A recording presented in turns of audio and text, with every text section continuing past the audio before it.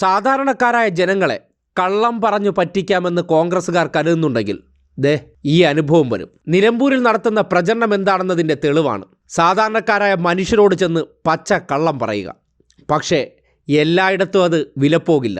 അനുഭവസ്ഥരായിട്ടുള്ള മനുഷ്യർക്ക് സത്യങ്ങളെക്കുറിച്ചറിയാം. അങ്ങനെയാണ് ക്ഷേമ പെൻഷൻ നുണയമായിട്ട് ചെന്ന ഒരു കോൺഗ്രസ്സുകാരനെ നാട്ടുകാരൻ ആട്ടി ഓടിക്കുന്ന ദൃശ്യം കണ്ടേ. നമ്മുടെ അവകാശമല്ലേ, അവകാശത്തിന് കൈക്കൂലിയാക്കി മാറ്റാൻ പറ്റുമോ? 1.5 വർഷമായല്ലോ പെൻഷൻ വണ്ടി മുട്ടട ചങ്ങായി, വണ്ടി മുട്ടട ചങ്ങായി. ഞങ്ങളൊക്കെ എൻ്റെ പേര് വാങ്ങണേ പച്ച നുണ പറയരുത്. 16 വണ്ടി വിട്ട ഞങ്ങൾക്കൊക്കെ കർഷക തൊഴിലാളിയും കർഷക പെൻഷൻ വാങ്ങണ്ടേ. ഈ ചെറ്റത്രം പറയല് കോൺഗ്രസിന്റെ ഐഡിയ ആണ്. മനസ്സിലായോ? അജു ആണടാ, അജു കോൺഗ്രസിന്റെ വാക്കിന്ന് വരുന്നുണ്ട്. ഇന്ന് ചേട്ടത്തരം പോയിക്കാം. ഞാനൊക്കെ ഒരു മറ്റ വർത്താനല്ല ജി. വണ്ടി കൂടി ചങ്ങായി, ഇത് നിലമ്പൂരാണ്. അല്ല മനസ്സിലാക്കിക്കൊണ്ട് പച്ച നുണ അറിയണത് എൻ്റെ നാട്ടിൽ പോയി പറഞ്ഞു. അല്ല നുണ പറയാ.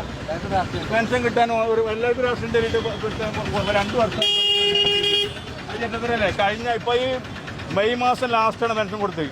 ചില ഫസ്റ്റിൽ ജൂൺ മാസം ആദ്യം മെയ് മാസം ലാസ്റ്റ് വെച്ച് കയ്യിൽ വാങ്ങിയിട്ട് പിന്നെ നുണ പറയാന്ന പാടിൻ്റെ കുട്ടിയാ പറയുന്നത്.